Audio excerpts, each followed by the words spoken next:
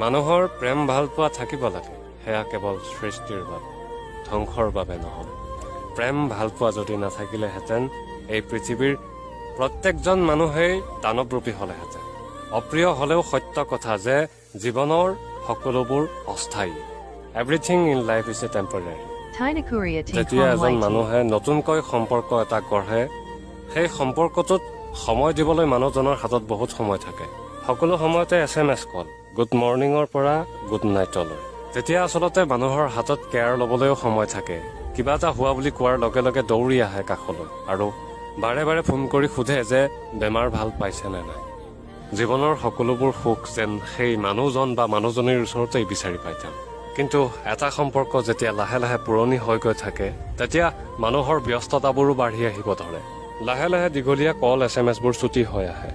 আগত যদি 10টা কল SMS আহিছিলে, পিছত মাত্ৰ এটা কল বা মেছেজ আহিবলৈ লয়। ব্যস্ততাবোৰ ইমানেই বাঢ়ি যায় যে কি কৰিছা বুলি সোধাৰ উত্তৰত তুমি কি কৰিছা বুলি কোৱা প্ৰশ্নটোৰ হেঁপাহ কেতিয়াও দেখা নাযায়।